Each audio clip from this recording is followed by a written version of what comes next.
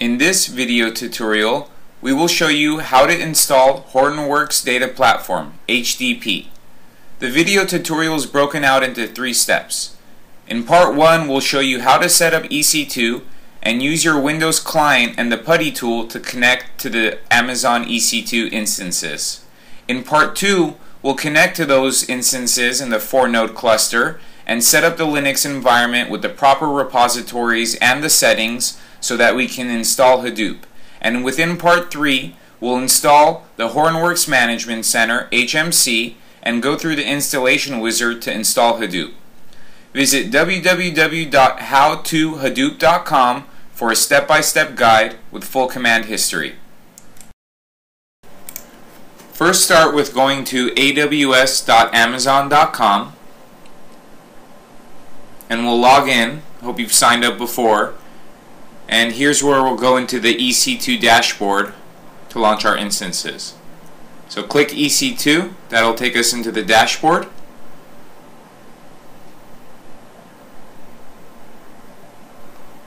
And then click Launch Instance.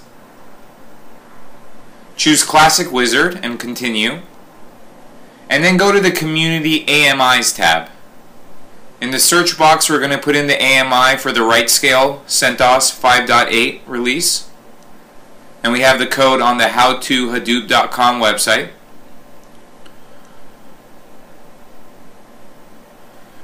So it's the RightScale CentOS 5.8 64-bit.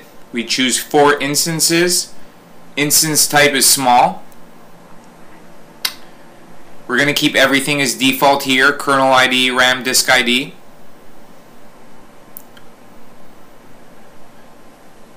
Click Next again, click Next again. For the create a new key pair, we're going to call it HDP priv key 1.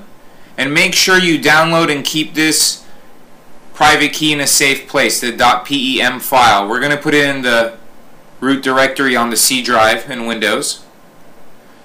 Choose a security group here, and we'll give a security group a name and a description. And we're going to give it a custom rule for all TCP. That'll allow all access. We're doing a test and development server, so we don't really care much about security. It'll give access through everything in the firewall, all ports.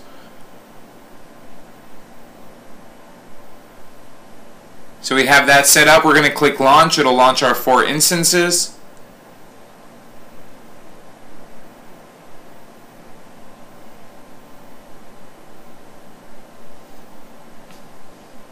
And let's go ahead and download some of the client tools we're going to need from the PuTTY website. So we go to the download section in the PuTTY website. We're going to download the SSH terminal client utility, PuTTY. Put in the root C drive directory. We'll download PSCP that allows us to transfer files from our Windows client to the EC2 instances. And then the PuTTY gen tool is going to change that .pem file we downloaded, the private key. It'll allow us to convert it to a .ppk, so PuTTY can use that to log into the EC2 instances. So let's see the status of those 4. Still pending. We'll give it a little bit of time to start up. Let's go ahead and load the PuTTY gen utility so we can take that private key file we downloaded, the .pem, HDP priv key 1.pem, and we're going to convert it to a .ppk. So let's select that file. We'll go to Save Private Key, and then we're going to name it the same name, but it's going to have the .ppk extension that it's saving it here in the dialog box. So give it the same name, HDP priv key 1. It's going to save it as a .ppk. We save that.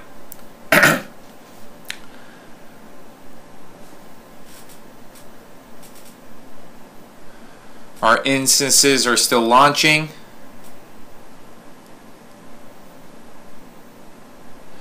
We're going to get the public DNS information for the first instance.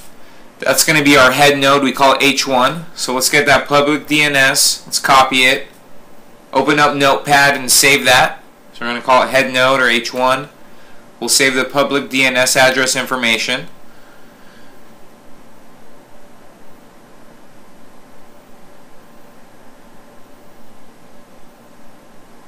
Then we can go ahead, now that we have that info, we can run PuTTY, which is the client terminal, SSH terminal. We're going to save that public DNS under the hostname text box. We're going to go to the left under data, connection data, and put in root so it automatically logs us in as the root user. And then under SSH, authentication, we're going to choose that .ppk file, not the .ppm, the .ppk. Make sure you select that we created in the last step. Then we're going to save this session, so we give it a name in the text box, H1, the head node, save it, and then let's go ahead and open that up. It'll allow us to connect to that system. The first instance on Amazon. Do a who am I command, we see that we're root and everything worked correctly.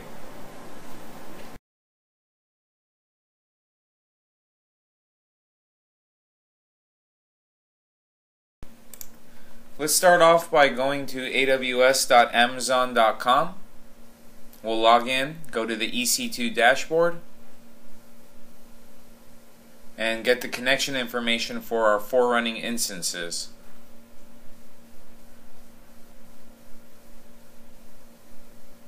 Go to the 4 running instances. The first one will be our head node. Get its connection information. We went to instance actions and then connections. We copy down its public DNS and we save it in a notepad file. We're going to use it later. Head node, we call it H1, that's the alias we gave it. And the other 3 nodes in the cluster we'll call N1, N2, and N3.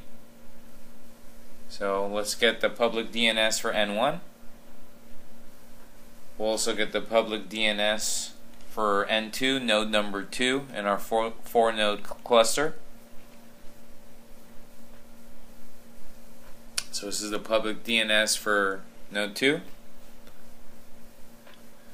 And finally, we'll grab the public DNS for node number 3.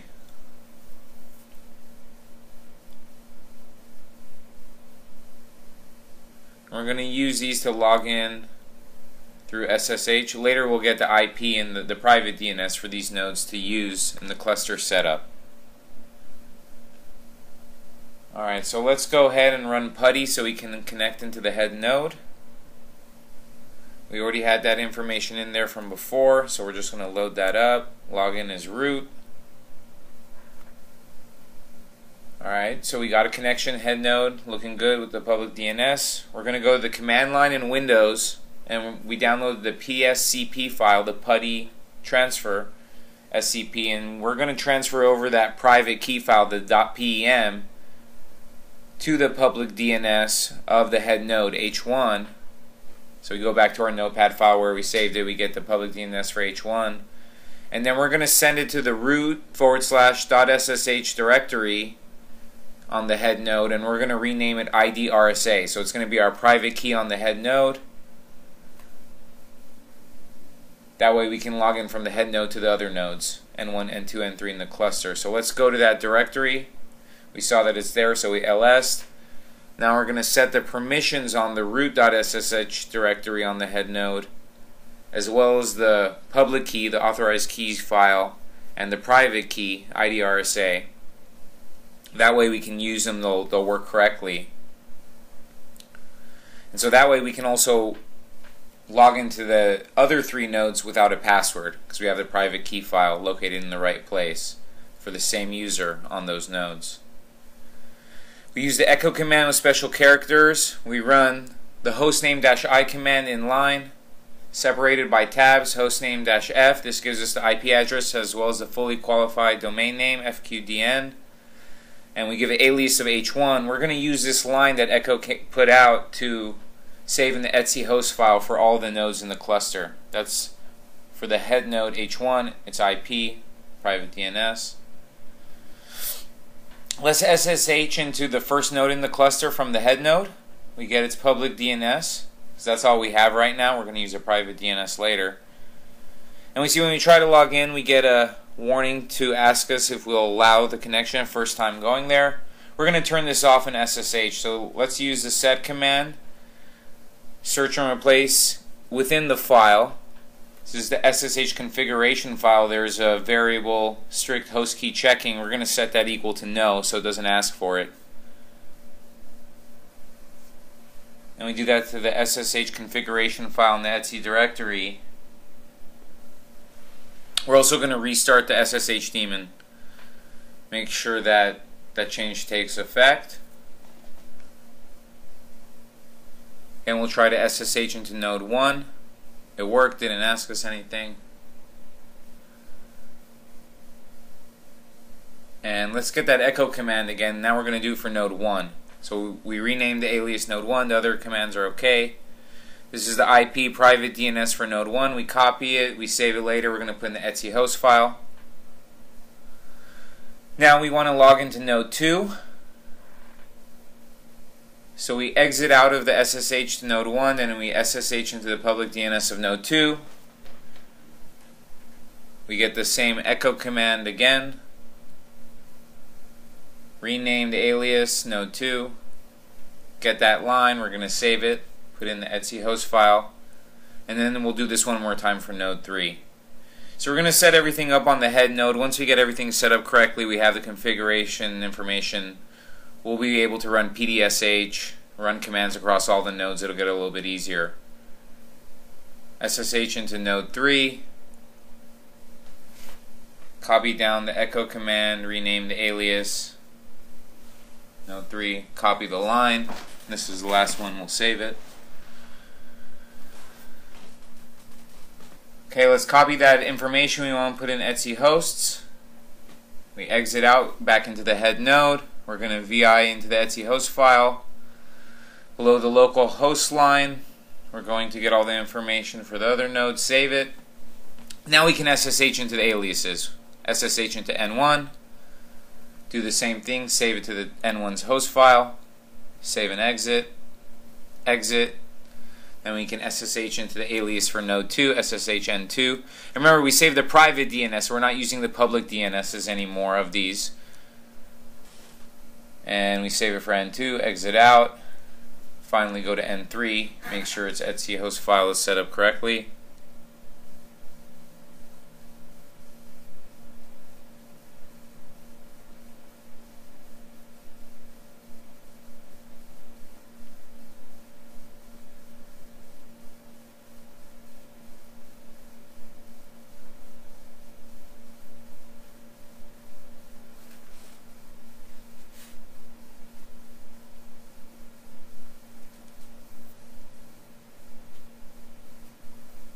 Alright, and we're setting up now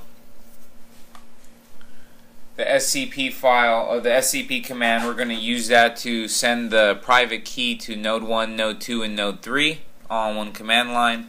We'll send it to the root.ssh same directory. So now all of the nodes in the cluster have that private key. They can log into any other node using that passwordless SSH.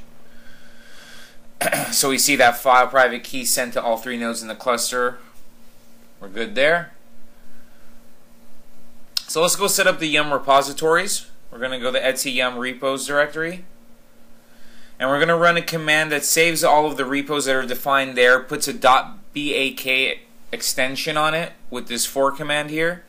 And that's going to make it so yum doesn't recognize those as .repo files. It won't use them. We want to put in our own, make sure that they're correct. I think some of these are set up with the right scale repositories. So on the website you'll see that we have the CentOS base repository. This is the one that gets shipped with CentOS, and so I'm going to make sure we have the repositories set up. There's no issues when we start downloading software to install Hadoop. So this is provided with the how2hadoop.com website. You can always go and copy this into your CentOS file through VI, and we save that.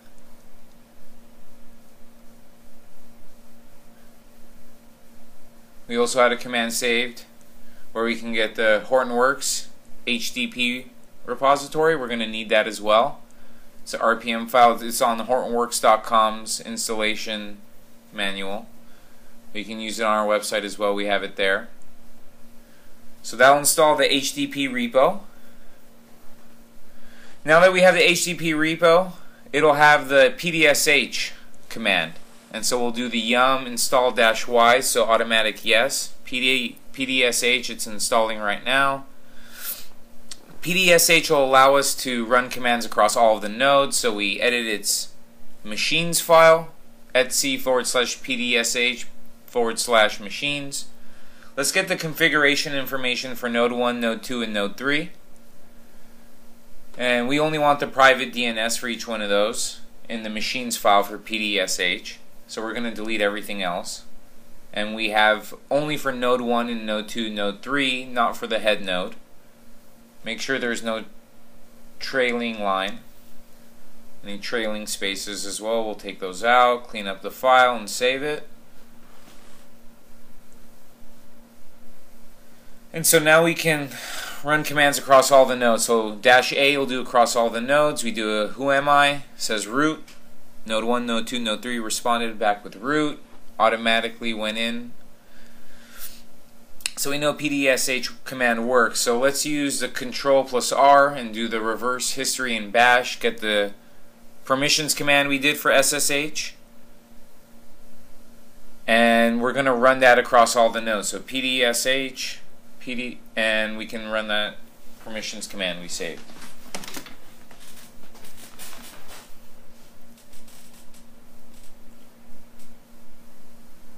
Alright, so starting to run commands across the nodes.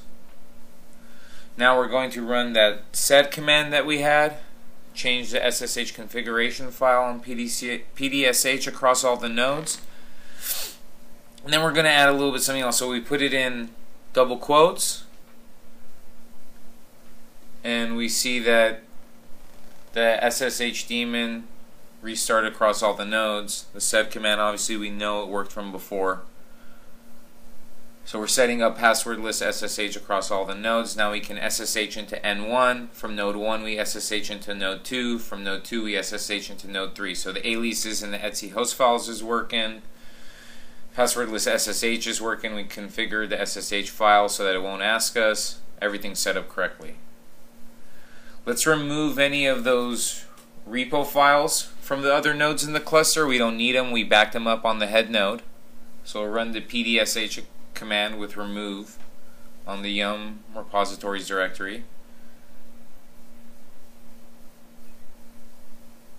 Make sure it worked. Okay, did. ls came back with nothing.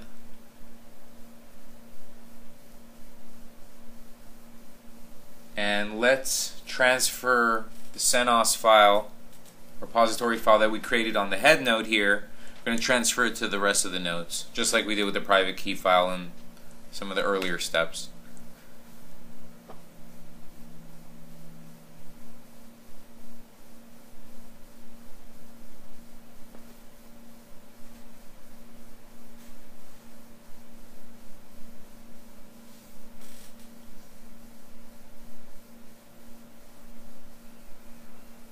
And we transferred the CentOS repository file.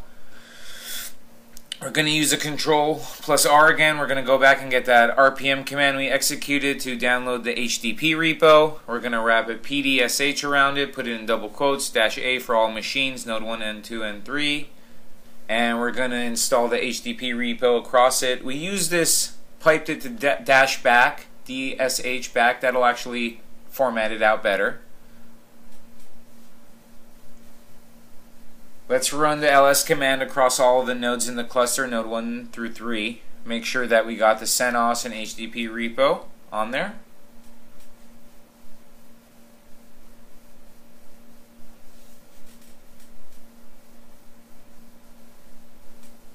And that'll end this portion of the video. Go to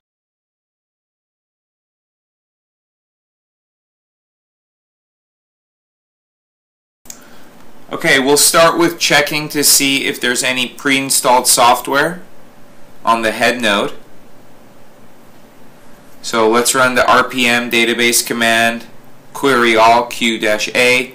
We'll pipe that to grep, case insensitive, and we'll look for certain words, Ruby, Passenger, and a couple of the other software that's noted on the Hortonworks website.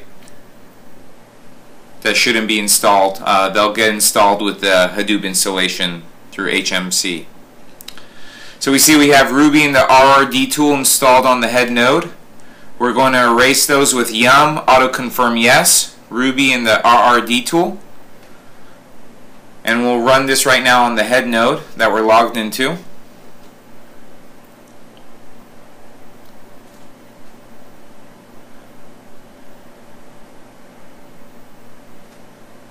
That went okay. We're going to take that command, wrap it in double quotes, pdsh-a, so run it on the other 3 nodes in the cluster, N1, N2, N3.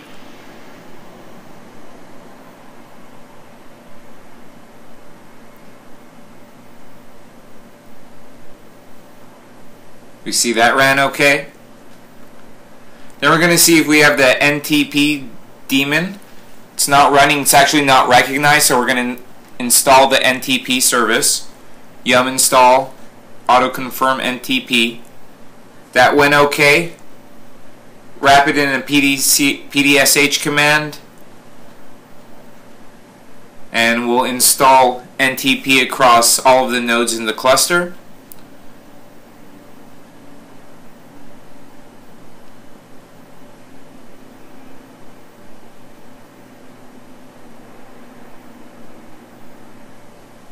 We see that went okay.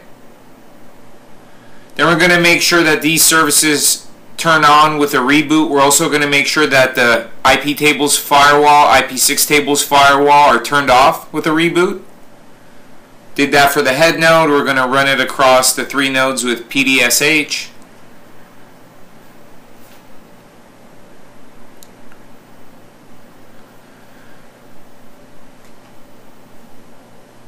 And then let's go ahead and reboot those 3 nodes in the cluster. We'll reboot the head node. Make sure the services are starting up correctly, or not starting up. So we'll give it a little bit of time to come back online. We'll restart our session with the head node. And then let's check the status of those services. So the NTP daemon, as well as the IP tables, IP6 tables firewall. And we're checking that on the head node. We see that NTP daemon's running, firewalls are stopped. That's what we wanted. We're going to check that on the 3 nodes in the cluster. We're going to pipe the pdsh command to dash back. That's going to format it a little nicer for us to see the 3 nodes in the cluster. And we see that all 3 nodes have the firewalls turned off, NTP daemon's running. We're going to go ahead and install the EPEL release. That's going to give us the extra packages for Enterprise Linux from Fedora. Run that across the 3 nodes. So we're going to make everything look identical here for all of the nodes in the cluster, just in case we ever need to use one or the other. They're set up, good to go.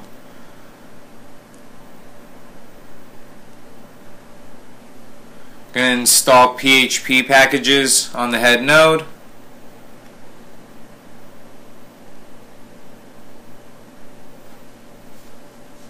And we do everything here on the head node first. We make sure it runs correctly, then we execute it across the 3 nodes in the cluster. It's pretty much a best practice. Make sure that all the commands are going through correctly. You don't have to go back and log into one of the nodes in your cluster.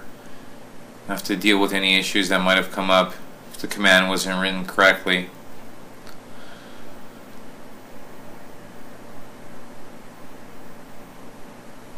And PHP installed. Got all its packages. We're going to run that across the nodes.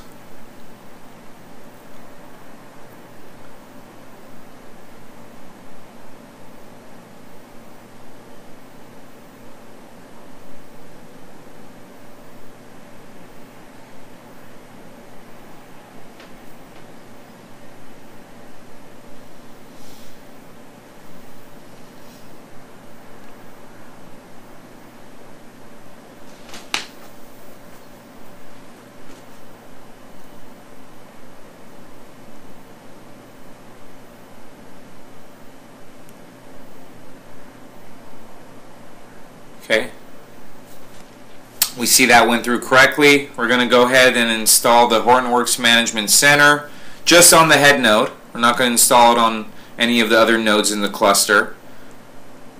And that's yum install -y HMC, Hortonworks Management Center.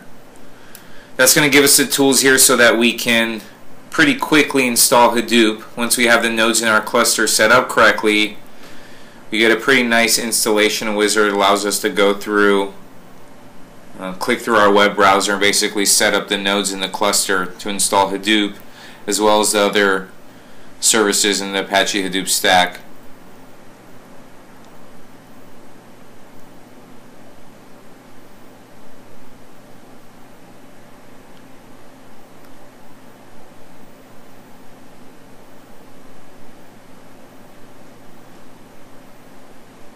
Okay, so that installed correctly. We're going to create a directory. Well, the install directory for Hadoop, we see where we have the most available space mounted in the /mnt mount directory. So we're going to create a directory for Hadoop installation files. We'll call it HDP1 /1 under the mount directory. We're going to give everybody read, write, execute permissions on that directory. We want to make sure we don't have any issues in terms of permissions when we're doing the installation. And then we're going to run that across the nodes with the pdsh command.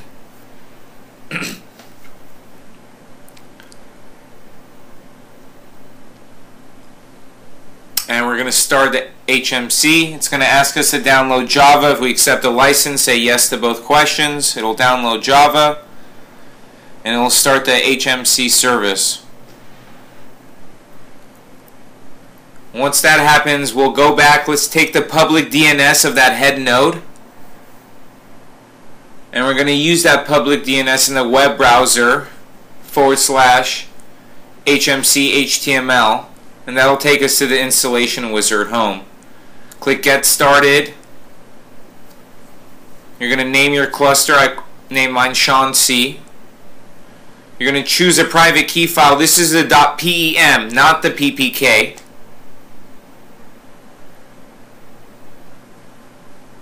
And we're going to create the host file. So this is the private DNS of all of the nodes in the cluster. Make sure that there aren't any leading or trailing spaces on any of the lines. We have one host per line, and make sure there's no leading or trailing blank lines.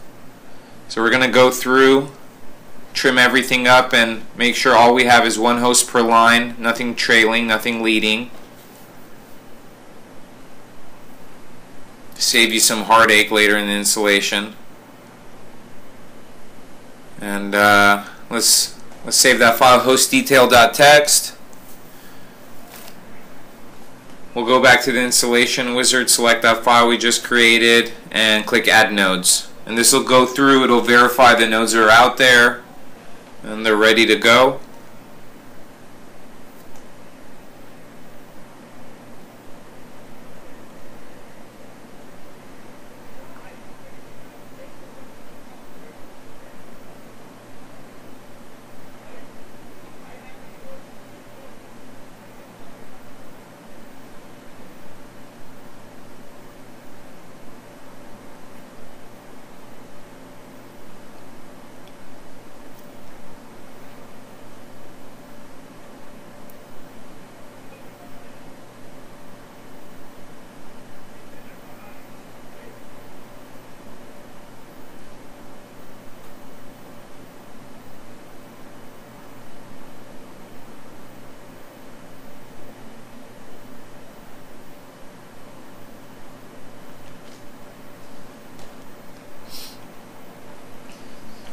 Everything went okay. Proceed to select services. We're going to install everything. HBase, Pig, you name it. So now we see where we're going to assign these services to each one of the nodes in the cluster. You'll see it only identified 3 nodes in the cluster. There was 4. So let's make sure that we include the 4th node in the cluster here, and we assign services to all 4 nodes. Basically what we're going to want to follow here is to put HMC server, which is our head node, and some of the other management stuff, so Ganglia, Templeton, we're going to put all those on one server. and then we'll separate out the other ones.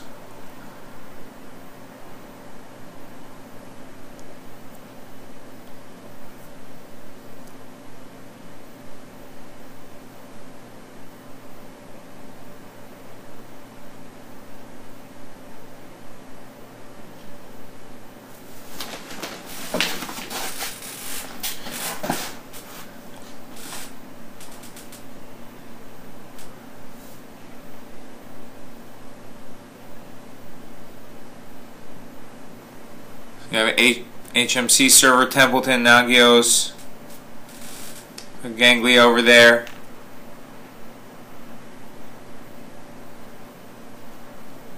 And it's going to be one particular way you can set up the services here between all four of the nodes in your cluster.